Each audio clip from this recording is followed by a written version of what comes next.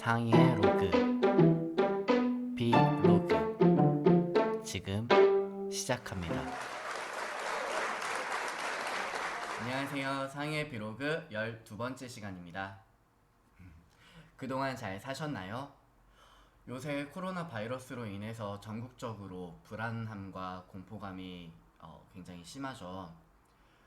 부디 이 시기가 무탈하게 지나가길 소망해 봅니다. 무엇보다 현장 일선에서 고생하고 계시는 의료 관계자분들 그리고 자원봉사자분들께 감사한 마음을 전합니다.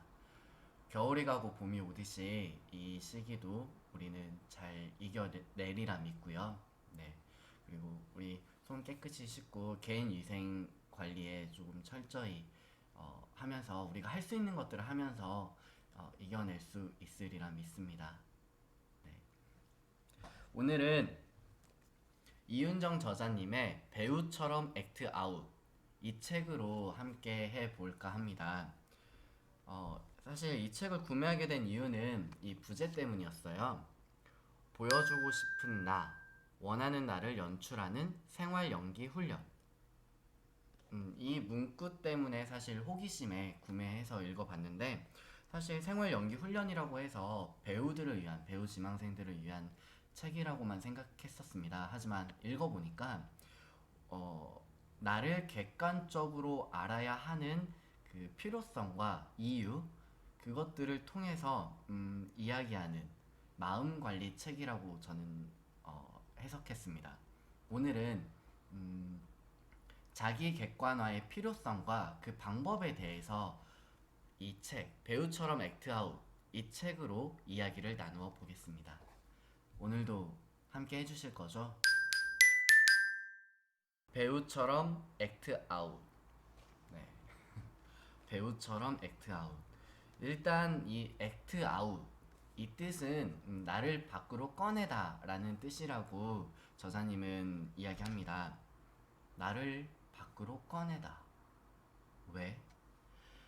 그 이유는 내가 누구인지 그리고 내가 원하는 것은 무엇인지 찾기 위해서라고 합니다. 내가 누구인지, 내가 원하는 것, 내가 진짜로 원하는 게 무엇인지 찾기 위한 하나의 과정이라고 하는데요. 여기에서 내가 누군지 찾기 위해 나를 밖으로 꺼내다. 이것은 바로 자기 객관화라는 뜻입니다. 완벽한 공부법 책에서도 나오는 이야기가 있죠. 메타인지. 네. 이 메타인지랑 맥락이 비슷하다고 저는 해석을 했어요. 완벽한 공부법에서 나온 그 메타인지는 내가 뭘 알고 뭘 모르는지, 내가 하는 행동이 어떠한 결과를 낼 것인지에 대해 아는 능력이라고 했습니다. 여기에서 말하는 자기 객관화, 이 책에서 말하는 자기 객관화란 현재의 나를 형성하고 있는 것들을 파악하고 내가 나아갈 방향, 목표 등을 설정하고 성장하기 위해서 잘 살기 위함이라고 저는 해석을 했습니다. 그렇다면 자기 객관화가 왜 필요할까요? 필요성에 대해서 이야기하기 전에 이 질문을 한번 해볼게요. 여러분은 누구십니까? 갑자기 뜬금없었죠. 그러면 질문을 한번 바꿔볼게요. 여러분이 여러분의 삶 속에서 맡고 있는 역할은 무엇입니까? 여러분이 여러분의 삶 속에서 맡고 있는 역할, 이것들은 무엇입니까? 제가 이 질문을 한 이유는 이 책, 배우처럼 액트아웃 책을 읽다가 맞다. 와, 진짜 이거 1도 생각 못했는데 했던 부분이 있어요. 88페이지부터 104페이지 내용이고요. 이 단락의 소 제목은 동시다발적 역할 수행자로 산다는 것. 동시다발적 역할 수행자로 산다는 것. 이것입니다. 조금 생소하죠? 단어들이. 동시다발적 역할 수행자. 예를 한번 들어볼게요. 국민 MC로 불리는 우리 유재석 씨 있죠?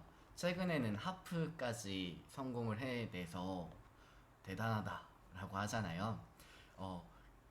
유재석이라는 본캐와 부캐라고 불리는 뭐 유산슬 그다음에 뭐 그 전에 유고스타도 있었고, 그다음에 라면도 있었고, 최근에는 이제 하프까지. 유재석이라는 본캐와 부캐들 이렇게 프로그램에서 이야기를 하잖아요. 같은 사람인데 그의 캐릭터가 이렇게 나뉘었잖아요. 그쵸? 물론 프로그램에서 기획된 역할이었죠. 그것들은. 근데 여기에서 알 수 있는 게 동시다발적 역할 수행자라는 것은 한 사람이 그냥 나라는 인물이 본캐와 부캐들로 구성되어 있다. 이렇게 나뉘어져 있다. 라고 저는 해석을 했어요. 책에서는 이 역할들을 두 가지로 분류해서 우리에게 주어진다고 합니다. 하나는 태어날 때부터 자동적으로 부여된 역할들, 그리고 또 하나는 살아가며 맺은 관계들을 통하여 부여된 역할들, 이렇게 두 가지로 구분된다고 이야기하고 있습니다. 태어날 때부터 부여된 역할은 누군가의 아들, 딸, 조카, 손자, 손녀, 형제, 자매 등이고요. 살아가며 맺은 관계들을 통해 부여된 역할은 아이, 부모, 선배이자 후배, 뭐 친구, 직장 동료, 상사, 그다음에 뭐 부하 직원 이런 것들이라고 합니다. 이러한 역할들을 우리는 사실 이미 하고 있고요. 이미 알고 있죠. 저뿐만 아니라 여러분 대부분 모두 그렇게 수행하고 있는 것입니다. 99페이지에 대한 내용 읽어드릴게요. 우리는 동시다발적 존재입니다. 하나의 자아는 수십 가지의 역할을 맡고 하루 24시간을 쪼개어가며 역할에 따라 몸과 마음을 움직이고 있습니다. 우리는 동시다발적 존재입니다.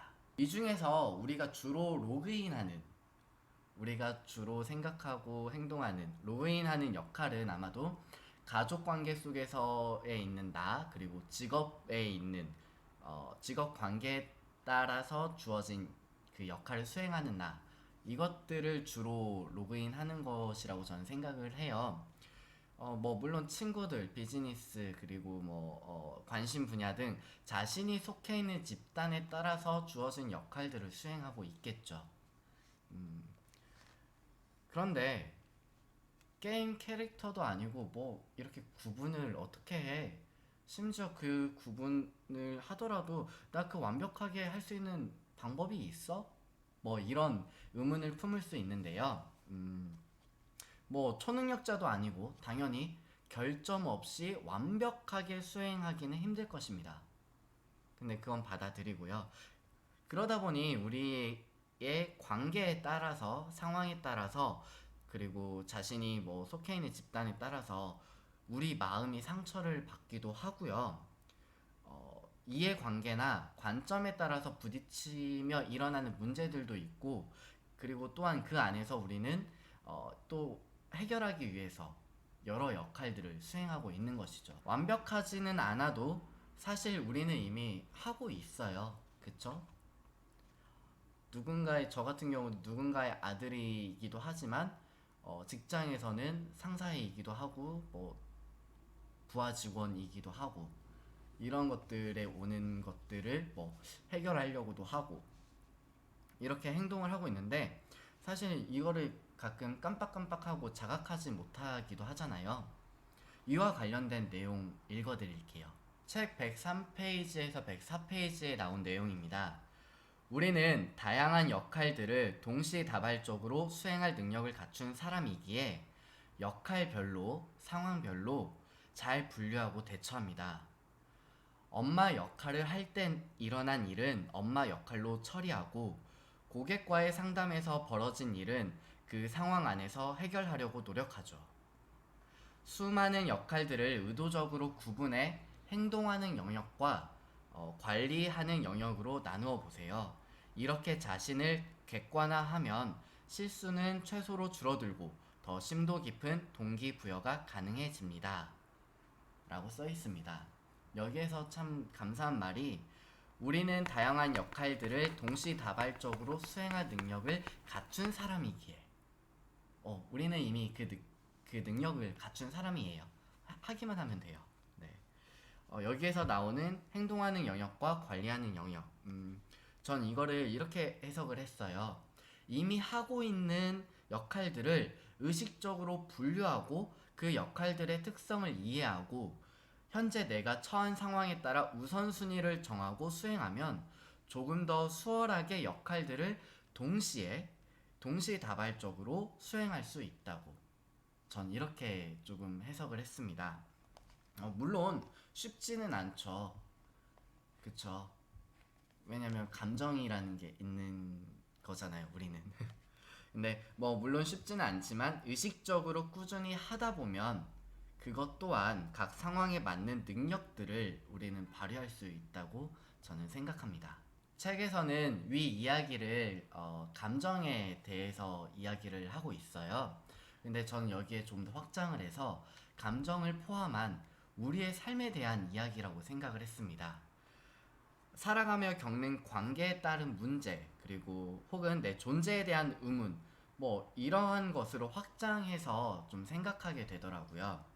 결국 행복하게 잘 살고 싶으면 나에 대해 얼마나 내가 인지하고 있는지, 내가 얼마나 의식하고 있는지에 따라서 나의 역할들을 수행하며 원하는 방향으로 걸어갈 수 있기에 저 역시도 이 자기 객관화가 필요하다고 생각합니다. 즉, 내가 나에 대해서 아는 것. 이것은 정말 필요하다고 생각을 합니다. 물론 행복 같은 그런 추상적인 내용은 아니더라도 내가 이 일을 왜 하고 있는지 그리고 왜 하고 싶은지 성장하려면 나에 대해서 알아야 된다고 저는 생각을 하거든요. 그리고 내가 뭘 해야 뭘 잘하는지 그리고 뭘 좋아하는지 이런 것들 내가 갖고 있는 능력, 환경 등에 대해서 내가 알고 있으면 원하는 것을 향해 나아갈 때 조금 더 명확하게 방향을 설정할 수 있고 나아갈 수 있다고 저는 생각을 합니다. 소크라테스 할아버지도 이런 말씀을 하셨잖아요. 네 자신을 알라 라고요.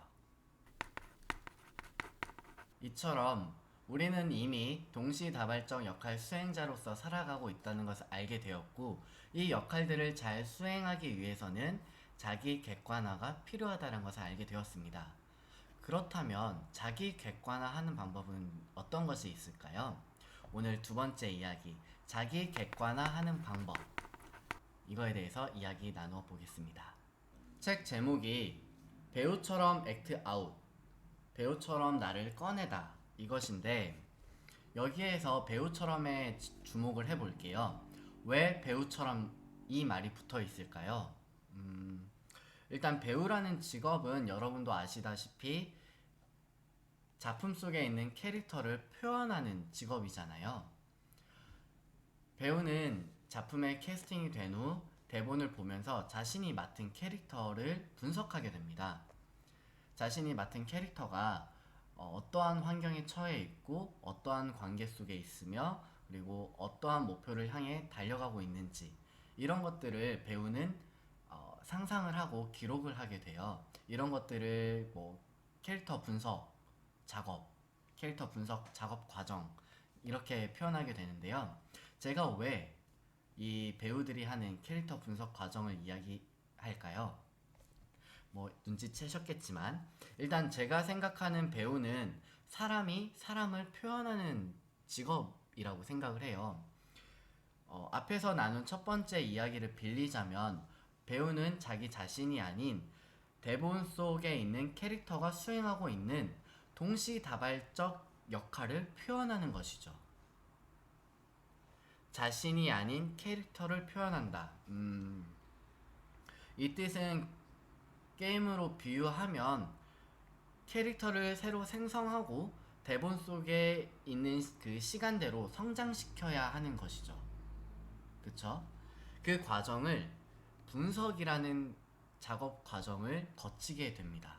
배우가 캐릭터 분석하는 과정인 것처럼 이것을 우리에게 대입하여 적용하여 하는 것이 자기 객관화 과정이라고 하는데요. 책에서는 이 자기 객관화를 두 단계로 나누어서 이야기하고 있습니다. 그 중에서 저는 하나만 좀 자세히 설명드릴게요. 첫 번째 단계는 171페이지에서 177페이지 내용이고요. 이 소제목이 전지적 작가 시점으로 나를 보기. 여기에서 필요한 것은 빈 종이와 펜이에요. 빈 종이와 펜. 몸을 편안하게 이완시킨 후 작가 시점으로 나를 보는 것입니다. 제3자의 눈으로 나를 바라보는 거죠. 네, 총 5가지의 과정을 거치는데 저는 그 중에서 네 번째 과정에 대해서 조금 집중해서 이야기를 해보도록 하겠습니다. 네 번째 과정에 해당되는 내용은 175페이지 내용인데요. 이거 읽어드릴게요. 의식이라는 점을 과거로 돌려 우리가 누구인지, 어떻게 살아왔고, 어떻게 만들어졌는지를 찾아가 봅니다. 가족과의 관계, 유치원, 초, 중, 고, 대학교 등을 거치며 맺어온 인간 관계, 직장 동료들, 이성 관계 등 다양한 집단에서 관계를 맺고 지내오며 우리의 모습은 어떻게 변화했을까요? 우리의 감정은 어떤 형태를 갖추게 되었을까요? 이것을 관찰해 봅니다. 그리고 현재의 나를 만든 결정적 사건들을 찾아 써봅니다. 이성적인 판단을 통해 선택해왔다고 믿었던 수많은 일들이 어쩌면 우리의 무의식에 남아있는 경험들로 인해 나도 모르는 사이에 취사 선택되었는지도 모릅니다. 그것은 편견이나 편파적인 시각을 갖게 하는 원인이 되기도 합니다. 라고 쓰여 있습니다. 간단하게 요약하면, 내가 태어난 시점부터 지금 현재까지 되돌아보는 거예요. 그리고 이때 어떠한 환경에서 자라왔고 어떠한 환경에서 어떠한 관계를 맺으며 지내왔는지 쭉 돌아보면서 결정적 사건들을 적어보는 것입니다. 쉽게 얘기해서 자기 스스로 자서전을 써보는 겁니다. 나의 역사를 적어보는 겁니다. 이때 중요한 것이 가장 슬펐던, 가장 행복했던, 가장 즐거웠던, 가장 분노했던 이런 결정적 사건들을 쭉 구체적으로 적어보는 것입니다. 저의 예를 한번 들어볼게요. 제가 굉장히 소심한 성격을 갖고 있는데요. 물론 지금은 덜 해요. 그때보다. 근데 이 결정적 사건들을 적다 보니 제가 왜 소심한 성격을 갖게 되었는지, 형성하게 되었는지 그 원인을 알게 되었습니다. 초등학교 저학년 때 일이에요. 그 음악 시간이 벌어졌는데 그 당시에 시험은 아니었고 무엇 때문인지 이제 한 명씩 나와서 노래를 부르는 거였어요. 저의 차례가 이제 이렇게 다가올수록 굉장히 심한 부담감, 압박감, 그리고 굉장히 부끄러워 했거든요. 그래서 제 차례가 되어서 이렇게 쭈뼛쭈뼛 거리면서 나가는데, 선생님께 정말 못하겠다고, 못 부르겠다고 그랬거든요. 그랬더니 선생님이 되게 뭐라고 하셨어요, 저한테. 근데 심한 말은 아니었는데 그 어린 나이에 굉장히 크게 다가왔죠. 무서움으로. 네. 그래서 그 미간을 찌푸린 어른의 표정과 그 당시 나를 바라보던 친구들의 표정, 그리고 결국 그 압박감과 그 강압에 못 견뎌서 울먹거리면서 하긴 했는데 기어 들어가는 목소리였어요. 당연히 친구들을 깔깔깔거리기도 하고 뭐 나를 무시하기도 하고, 네, 그랬었는데 그때 그 선생님의 표정과 나를 한심하게 바라보는 친구들의 표정, 그것을 겪고 나니까 앞에 나가서 뭔가를 하기가 굉장히 부담스럽고 되게 싫었던 거예요. 그러다 보니 이제 앞에 나서서 해야 될 일들, 뭐 발표하거나 주목받는 일을 꺼려하게 되었고요. 그리고 대부분 활동에서 그 조금 적극적으로 하진 않았어요. 결국에는 저의 소심한 성격이 형성된 것은 이 다른 사람의 눈치를 보게 된 것이 저는 원인이다 라고 제 스스로 이렇게 판단을 내렸습니다. 물론 지금은 저에게 조금 주목하려고 해요. 남 눈치를 안 보려고 하는데, 물론 배려할 거나 이런 것들은 하려고 하지만요. 이처럼 결정적 사건들을 적게 되면 지금의 나를 형성한 것들이 무엇이며 원인이 무엇인지 알게 됩니다. 원인과 이유를 알게 되면 우리는 어떻게 되죠? 그쵸. 바로 내가 원하는 모습으로 성장하는 방향을 설정할 수 있습니다. 다른 책에서도 이 자기 객관화와 유사한 부분이 있었는데요. 전에 영상에서 다루었던 마이클 하야트 작가님의 탁월한 인생을 만드는 법, 이 책에서도 나온 회고적 사고와 그 중간 검토, 사후 검토, 이런 것들도 참조하면 좋을 것 같습니다. 결국 자기 객관화를 하게 되면 내가 흔들리는 원인을 찾을 수 있고 목표 설정에 용이하며 행동할 수 있는 동기부여가 되는 것을 이 배우처럼 액트아웃을 통해 한 번 더 생각할 수 있었는데요. 이렇게 전지적 작가 시점으로 나를 보는 것 외에도 자기 객관화 2단계가 있어요. 내 인생 드라마의 작가가 되어 보기가 있습니다. 이거는 82페이지예요.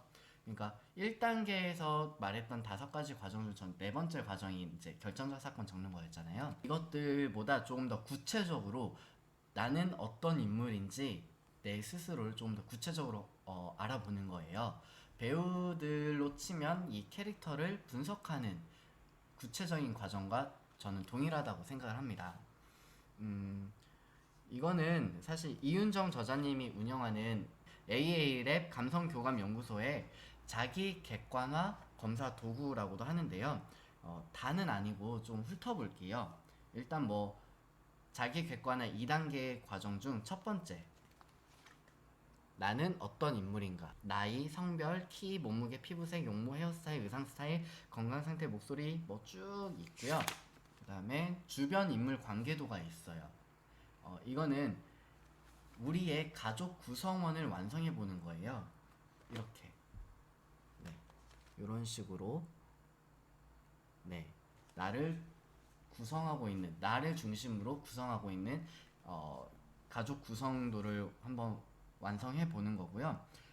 이거는 이 인물들을 한번 생각해 보고 이 인물들과 뭐 예를 들어 나와 아버지와의 관계, 그리고 온도, 감정적인 온도, 이건 체크해 보는 거예요. 현재 관계에서 느끼고 있는 감정들을 정리해 보면 혹시나 내가 뭐 아버지 혹은 어머니 뭐 이런 좀 감정적으로 좀 안 좋다, 이런 것들을 한번 정리해 보면 왜 그런지 문제를 파악할 수 있고 인식할 수 있다고 합니다.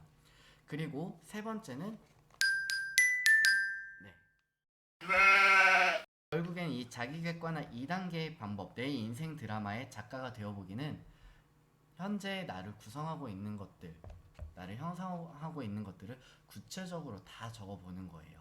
이거는 1단계, 자기객관의 1단계, 전지적 작가 시점으로 나를 보는 것보다 더욱 솔직하고 구체적으로 적어보면, 아, 나는 이렇게 생각하고 있구나, 아, 나는 이렇게 형성이 되어 있었구나, 그런 것들을 통해서 나의 좋은 점은 더 좋게, 뭐 안 좋은 점 내가 정말 바꾸고 싶다, 이러한 부분들은 고치면 되는 거죠. 그쵸? 네. 이렇게 구체적으로 적어보면서 나를 파악하는 거예요. 이게 자기 객관화하는 방법입니다. 뭐 조금 더 샘플을 드리자면 캐릭터 분석하는 방법, 뭐 역할 분석법, 이런 것들을 검색해서 그 캐릭터를 나라는 사람으로 딱 놓고 분석을 해보는 것도 좋고요.